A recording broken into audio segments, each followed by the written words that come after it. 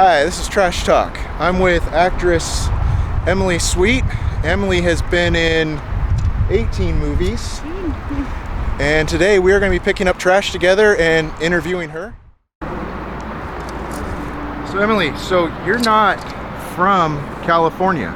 I'm not. So I was born in Baltimore, raised in Baltimore, not raised in Baltimore, born in Baltimore, moved to New York, grew up in New York, and then honestly moved around a bunch until finally I made the move out here.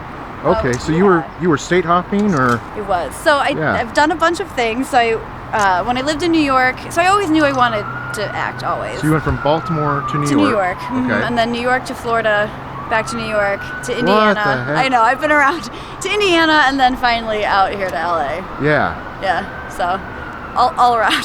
Wow. All over. Yeah, but it's one of those things, and I said this before, but it's one of those things where it was a good problem to have. I was always out in LA for work, so it just eventually I knew I needed to move out here. Right. And yeah, it just got to that point where it didn't make sense to spend half my time in Indianapolis and then the other half out here. So I feel very lucky. Yeah, I would think not. You got to pay for an airplane ticket and then lodging and all that great stuff. Exactly. And you might as well just stay out here. Definitely. So yeah, so I've been out here.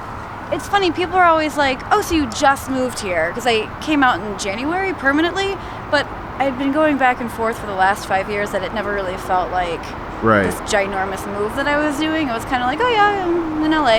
You know what I mean? Yeah, it's just basically now you're just not, going home at this point. Exactly. You packed up and got out here. Yeah. Gosh. So, raised in Baltimore. Yes. Hence my Orioles. Oh. Hence my Orioles. And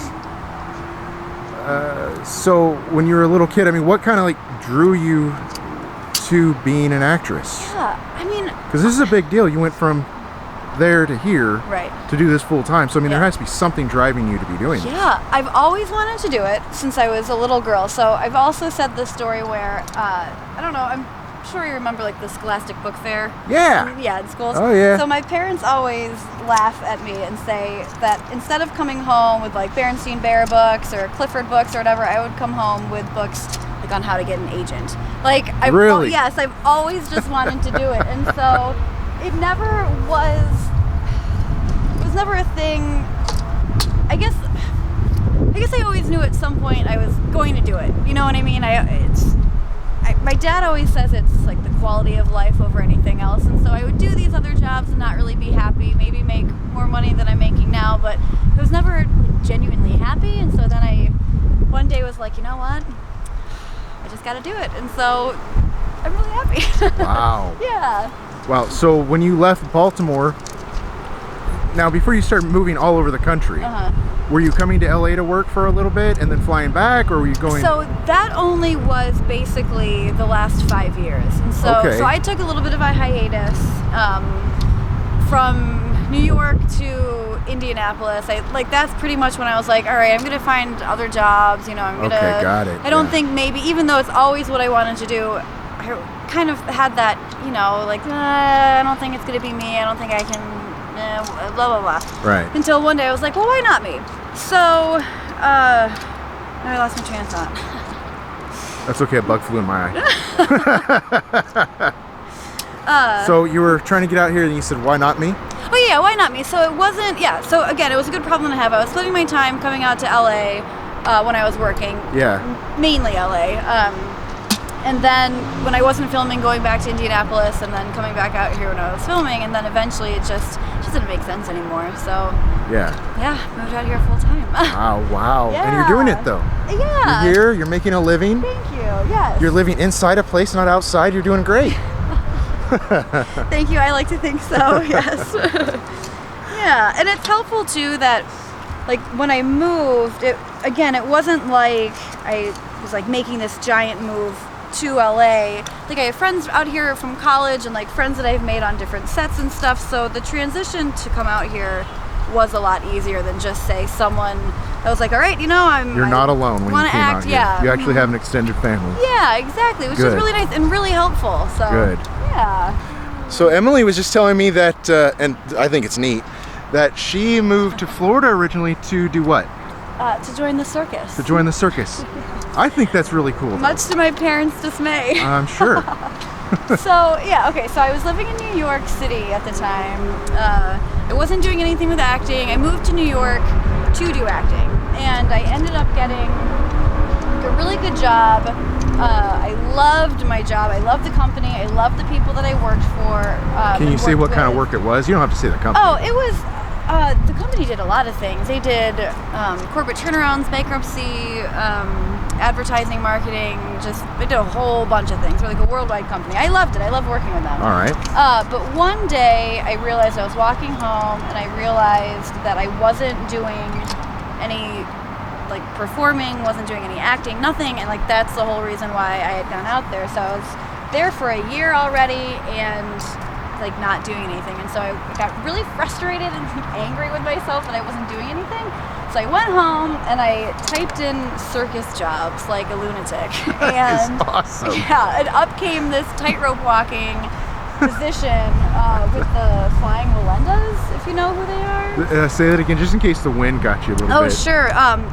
The circus was with the tightrope walking job was with the famous Flying Walendas. All right. So they're like famous for not using nets, number one, and then like they're pyramids. So when they're on the tightrope, they're like. Were you a tightrope walking? Yeah. So that's like what without I a net. Yeah, but okay. But here's the thing. So I was talking to my parents about it, and they're like, "Oh God, Emily, I don't know." Oh yeah. And I was like, "No, I really want to do this. It's like a once in a lifetime thing." Now, why tightrope walking though? Why not?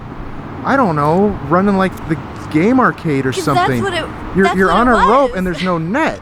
But I didn't know that. So I thought, well, I knew that when they would do shows that they wouldn't have a net. But I thought, like, practicing and rehearsing, because I'd never tightrope walked before. Like, I had no idea how to do it. Right. I was like, oh, surely they're going to have, like, nets. Like, Mom and Dad, don't worry about it. So you've never tightrope walked before in your life, and they hired you? Yeah. So I wrote this very passionate letter being like, listen, I have no circus experience, but I have performing experience and, you know, yada yada yada. I'm a quick learner, whatever the case may be. And so they were away traveling for I think 2 months.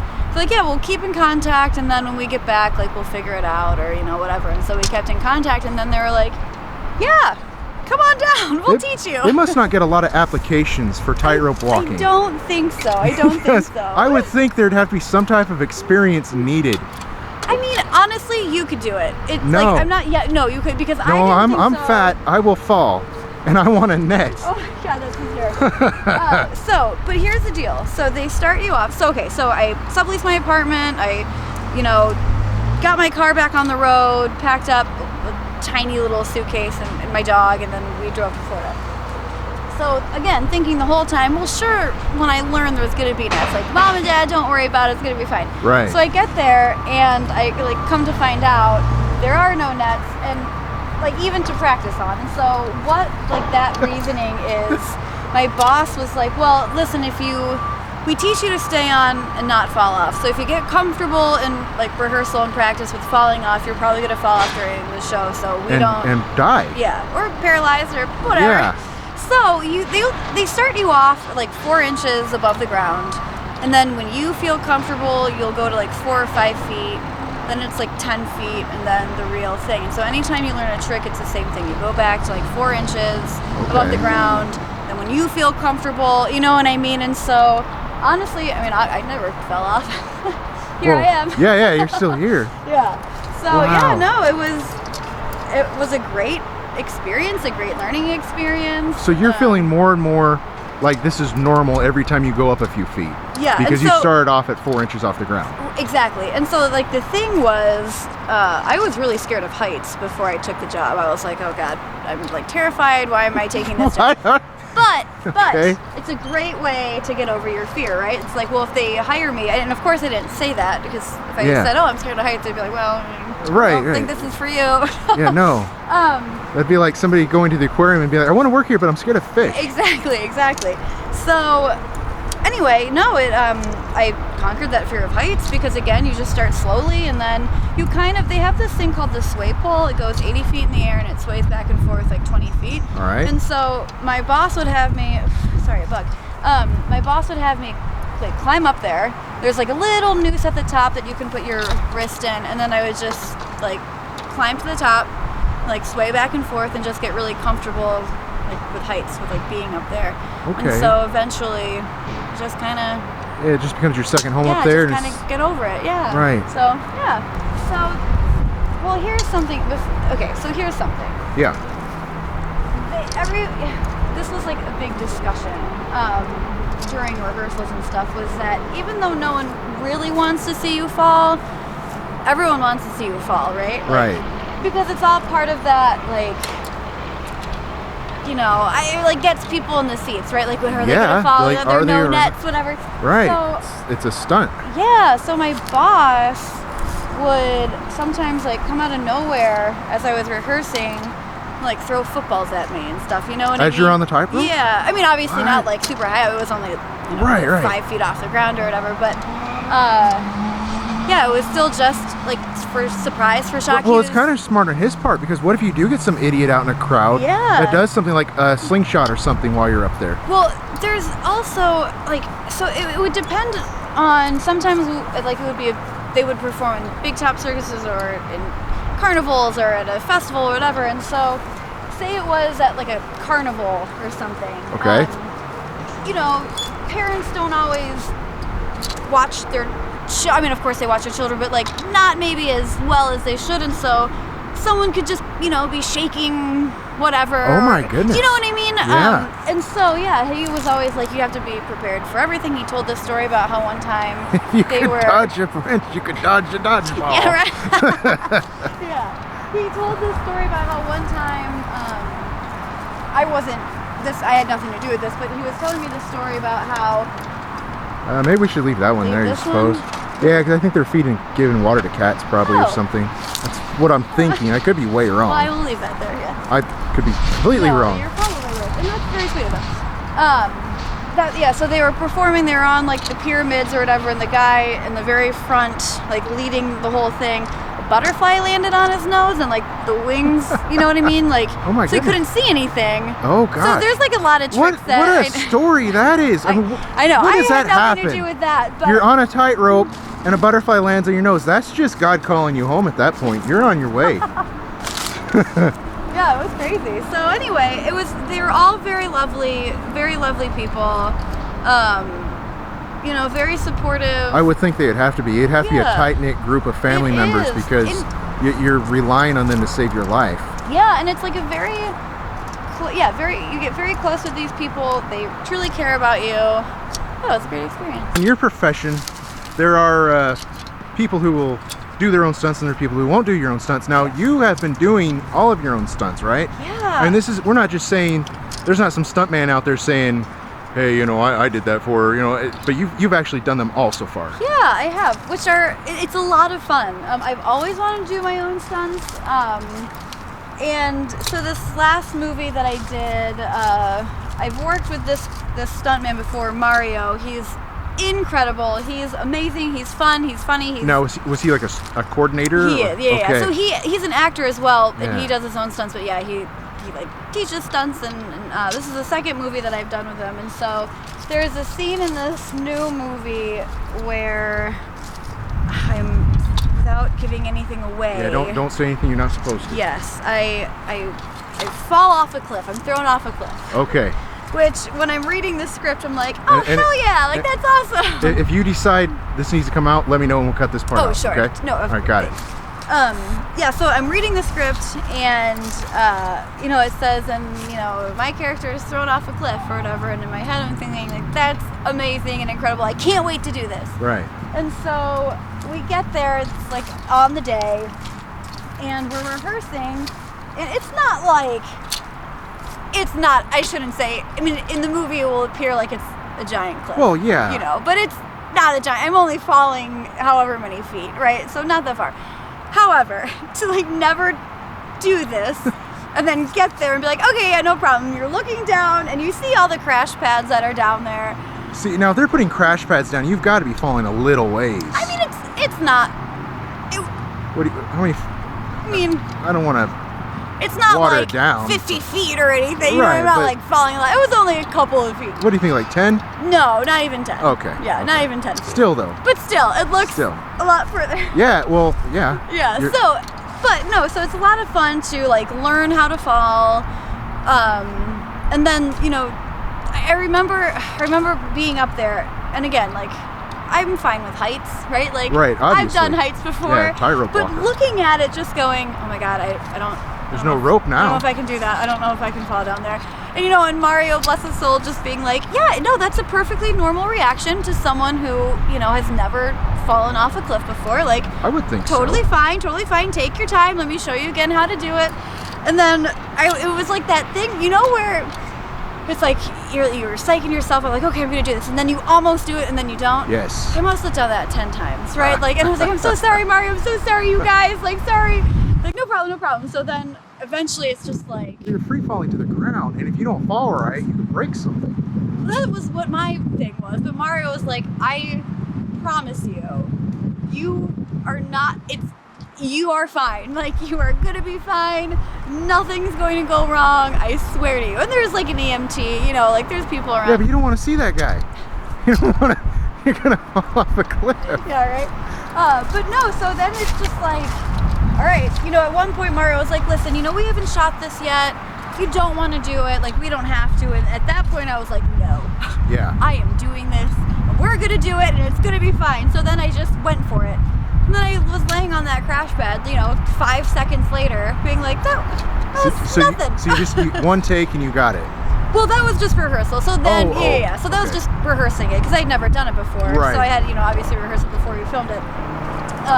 Yeah, and so then on the day, piece of cake. You know what I Yeah. mean? And it's funny too, like, so there's a lot of fighting in this movie, battling and whatever, and just like learning how to take a hit without really, you know, being punched or kicked or whatever. It's like a great experience. It's fun, and then like also I know, like, falling the 5 feet or whatever, like, that's not a lot. No, it is But a lot. it's still like, I know oh, a guy who as a kid. He was climbing a fence, you know, just your normal wooden fence, fell out, and became paralyzed for the rest of his life. God, I'm sorry. Right. So we're talking about a 5 foot, 6 foot fence. Yeah. No, that's plenty of ways to fall. Thank you. Yes, good job. Thank you. Yeah, no, it was. Yeah, it is one of those things where it's like, oh, I did it. Like, all right, now I can do it again. And if I ever have to do it in another movie, like, I'm prepared to do it. And so yeah, so I love to do so. Like, I wish. So I love horror. That's like what I want to do. But So you want to stay in the genre of horror? I do. All right. They're after us. Yeah. But like, I would love to do more action stuff, and now I'm kind of like building up, you know, how to do all that. So yeah, no, it's exciting. Yeah. So besides getting thrown off a cliff, has there been any other stunts that you want to talk about? So I mean, Or is kind of. it just kind of like combative things where you're?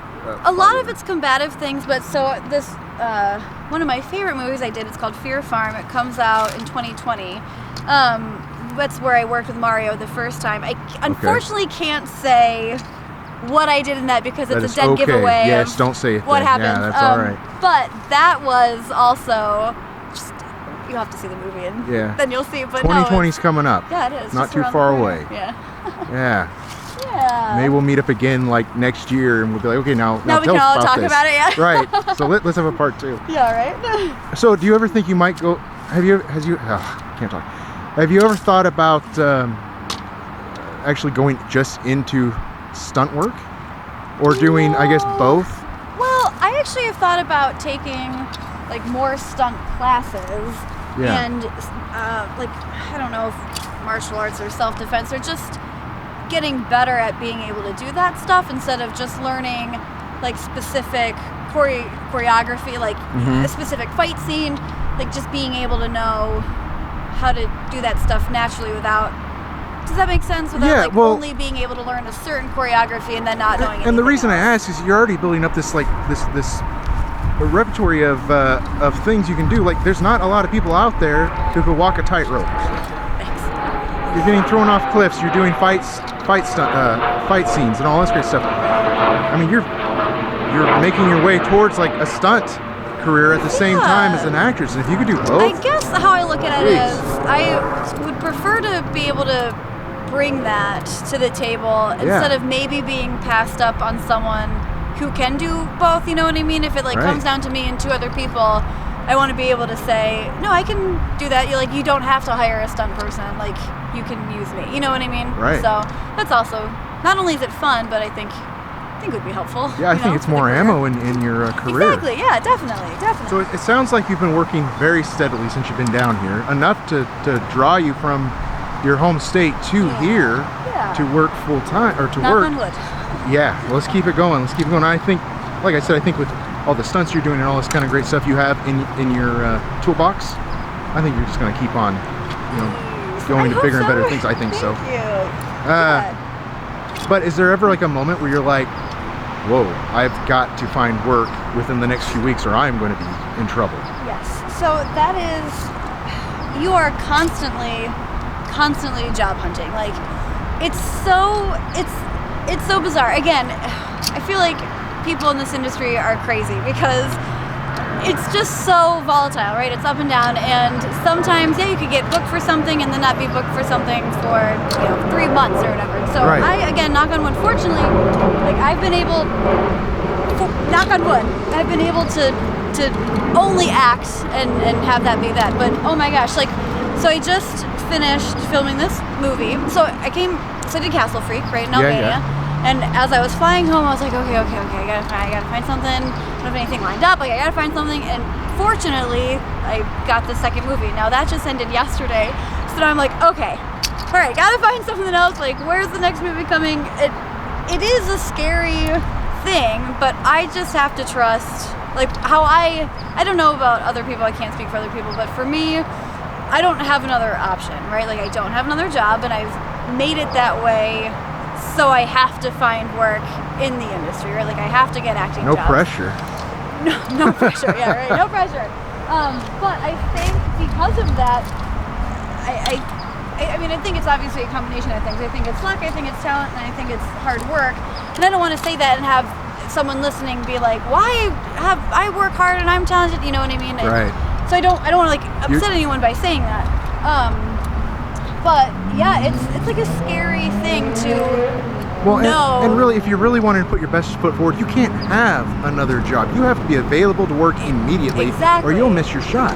Yes, when I was still living in Indianapolis, I was working for a family, and I loved them. They were so just willing to work with me, and they were really, really great. But it got to that point where, like, I would leave for 3 weeks to do a movie, come back and book something else, and they're like, you can't, like, we need you here, you know what I mean? And which is totally understandable. So yeah, it does, for me anyway. I was like, yeah, no, this is the only thing I can do. Like, I can't have another job, otherwise I'm gonna have to turn down possible future movies or shows or whatever. You'd have to. Yeah, so it is. It's that or have a work experience that's so shot full of holes nobody will ever hire you again. Right, exactly. So it is terrifying to know, like, right now, technically I'm unemployed, right? Yeah. Like, I don't have a job. As of yesterday. Yeah. But it always seems to work out, you know what I mean? Like, I have a very supportive, family system and friends and stuff, and I think, you just gotta, you obviously have to. If there was enough pull to keep having you travel back from your home state to here, back and forth, I think you're going to do fine. Thanks. Yeah. Well, I'm just not saying that. I mean, it's only logical just to move here if you kept having to come back here to work. Right. And again, I realize how lucky I am, and I don't take that for granted. I'm very thankful for the work that I get. But yeah, I'm constantly like auditioning. My agent is great. I love him. Hey, Leo. He's amazing, and he's always really helpful, but sometimes there just isn't anything going on, right? And so you kind of have to be careful with, sure, I'd love to go out to dinner every night, but you know what I mean? Is you kind of just have to reality is, yeah. So I don't know, but I've always found that when times get tough, it always works out. You know what I mean? I'll book something or whatever, I'll get a modeling job or something, so it always works out. And that's another thing. So you model as well. I do. I do. Look at this. I do. However, you know, yes, I do. And that's a lot of fun, and I love to do it. See, there's another funny thing. It's just so up and down. Like, I haven't done any modeling in months, and now I have 2 modeling jobs this week. Like, it's just funny how... See? So, no, you're not unemployed. You're doing modeling this Well, week. yeah, I guess you're right. I guess unemployed movie-wise. Yes, Movie-wise. yes. Yeah. So, yeah, I've a lot of my friends, you know, we have this conversation all the time where it's just, like, I don't have anything, you know, what am I going to do? And just that, you know, I've had a lot of talks with friends where it's, I don't know how long I can do this. I don't, you know what I mean? Like, Well, there's a lot of stress involved with this. Yeah. But our conversations typically end, well, what would you do instead? And they're like, I don't know. It's like, well, there you go. So just stick it out. You did go to college. I did. So there is a backup in case something were to happen. Yes. You however, wouldn't be happy. You wouldn't be as happy as you are now. I always I believe that if you do have a backup plan, you're typically then going to do that backup plan. Well, let's not do that. Right. So, so I don't have one. Good. This is it. This is it. Yeah. This is it. Yeah. And I think that's really what you need to do. I listen to a lot of podcasts, and it seems like every actor or actress on there who's actually made it was like, no, this is what I'm doing, and everybody get out of my way. Even yourself. Yeah, there's definitely like a tenacity thing of, even when you're like, I can't, what am I doing? I'm kidding myself. Right. It's those people that are like, no, it's going to work out, and then Well, we just had a conversation off camera about a guy, she doesn't, I was telling her about a thing I heard about a guy who isn't really eating too many meals lately, but he's still saying, this is what I'm doing, and it will turn around for him now. So maybe it's not too crazy. Maybe it's just, you got feast or famine, like they say, right? Yeah, no, I am a true believer in it will always work out. Yeah. You know what I mean? But that's also kind of, I mean, it's not exciting, but it's just part of this industry. You know, like you go into it knowing, well, it's probably going to be tough, you know, definitely highs, definitely lows, and in those low periods, it's like, just gotta keep going. Just gotta keep going. But you're doing it, and in a way, that's gotta excite you, right? I mean, you were just in Albania. I don't know of anybody who went to Albania. You know, it's so embarrassing. When we found out they were going to Albania, I was like, ah, shit, where's Albania? Like, my high school self was very embarrassed that I didn't remember where Albania was. It's next to Greece, in case anyone needs to know. I really didn't know that, actually. That it was next to Greece? I actually still have really no but idea where Albania is. It sounds nice. It's beautiful. Yeah. It's a beautiful place. Very cheap. Oh my gosh. You can get a table's worth of meals for 6 people for like $15. Whoa! Like full meals, yeah. What? I remember me and my co-star Eli, we went out to get coffee one day, and I had a cappuccino, he had a cappuccino, I had a double espresso, he had a double espresso. Our bill total for all 4 of those was $2.80. Oh my gosh! I mean, the equivalent of $2. Right. Yeah. Because the exchange. Yeah, it was insane. We're like, how is this possible? So what I'm hearing is I need a vacation in Albania. And it's, I mean, literally next to Greece, so it's the same beaches as Greece, basically. You know what I mean? I'd be buying clothes and all sorts of stuff over there and shipping it back. It's so cheap and beautiful, and everyone is so nice. They're the nicest people. Yeah, I would go back in a second. People, like, I never would have thought to ever go to Albania, right? Like, that was never on my top 10 travel list, like Albania. But now that I've been there and I see how awesome it is, I would go back in a second. Oh, cool. Yeah. Emily, so we're about to wrap up here. We've got about, oh, you did better than me. You've got probably about 4 gallons. I've got about a gallon. There wasn't much trash out here. Which I guess is a good thing. That is a good thing. Yeah. I had a different idea that there might be, but I'm not going to go to. So anyways, is there anything that you want to say to promote yourself, like a Twitter handle, or is there a fan page? Yeah, there's no fan page. Not yet. Also very sweet of you. No fan page. So my Twitter is @It's Emily Sweet, and then Instagram is also @It's Emily Sweet.